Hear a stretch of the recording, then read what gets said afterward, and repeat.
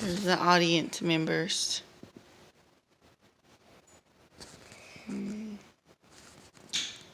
I hope I got myself on there.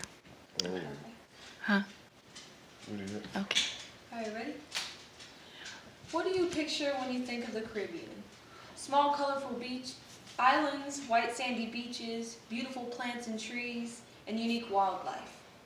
What do you also think of? Hurricanes. What if I told you there was an island with all those amazing aspects that was not affected by any sort of hurricane or tropical storm? Intriguing, right? The island I'll be speaking about is Curaçao. Now, you probably don't recognize that island. That's okay. It's an island in the Caribbean, part of the ABC Islands, Aruba, Bonaire, and Curaçao. It's not well known, but despite not being well known, it's one of the hidden gems of the Caribbean. Earlier this year, I was able to visit Curaçao, small island off the coast of Venezuela, when me and my family were on a cruise. This was one of the stops. I had never heard of this island, so I was in for a surprise when we first stepped on the island. We went on a local tour that took us all over the island. It was so amazing being able to experience the culture and the sights. I'm going to be telling you how Curaçao is richly influenced by its history, culture, and natural attractions. First, we're going to talk about the history so you guys can get a little background. It's known for its complex and eventful history. Let's start from the beginning. The first inhabitants were the Arawak people from South America. Later, during the exploration era, in 1499, the Spanish came and started to enslave the local inhabitants. According to Britannica.com, they sent their slaves to Hispaniola. Then the Jewish population of the island also started to grow and flourish a little bit later. But once the 1600s rolled around, the Netherlands finally gained independence from Spain and they took Curaçao. The city of Willemstad was the main trade center for the Dutch West Trading Company. Because of the successful trades of the goods and the slaves, it was susceptible to invasions. Between the 17 and 1800s, control of the island shifted from Britain to France to the Netherlands. But the Dutch finally gained ultimate control.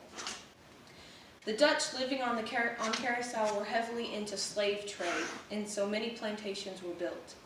Then in 1795, a slave named Tula started a rebellion, but after a month later, the rebellion failed, and he and all the slaves with him were killed. Their graves rest on the tallest mountain in the island, Mount Christophe. Finally, slavery was abolished in 1863, but it caused economic turmoil.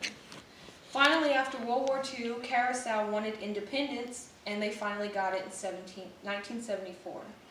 Then in 1984, they finally got their own flag. And then in October 10, 2010, they became part of the Kingdom of the Netherlands. Now with a little bit background, we can talk about the culture. Because of its complex history, it's now known for being one of the most diverse islands in the Caribbean. As soon as you step on the island, you immediately see the different blended cultures, from architect to the locals. They have over 40 different ethnicities, but are mostly influenced by Dutch, African, Jewish, and Latin American culture. According to Caribbean.com, with 4 regularly spoken languages, Dutch, Papiamento, English, and Spanish, it's one of the Caribbean's most diverse islands. One of the obvious influences is Dutch. This is due to the occupation of the Dutch in the past. The government, economy, and agriculture and architecture are all influenced by the Dutch, and this can be seen in many of the brightly colored buildings that dot the island. The next influence is African influence.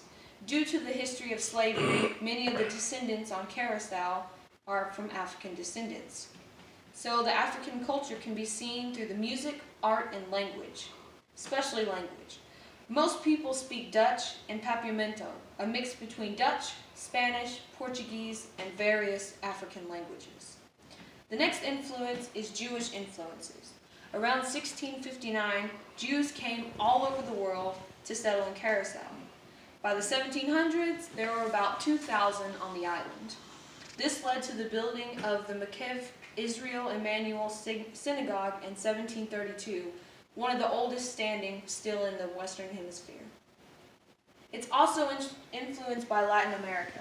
Because it's so close to Venezuela, this is seen in the economy and the floating market, which is a market that travels 40 miles from Venezuela to Curaçao to sell goods.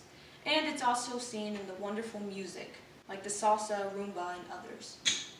While Curaçao's culture contributes to its amazing appeal, the island wouldn't be the same without its beautiful natural attractions. Due to its wonderful natural beauty and unique landscape, it has many amazing places to visit. The first amazing place to visit on Curaçao is the Sheet Boca National Park, one of the most beautiful natural landmarks. Something that makes Curaçao so unique is its landscape. When you go to the national park, you can definitely see this. Curaçao is a desert island. This means most of the island looks like desert, complete with cactus and various of other bushes and things.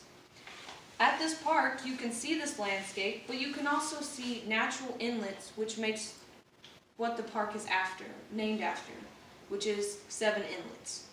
This park boasts a couple of hiking trails, but one of the highlights is the Boca Pistol, a huge underwater cave.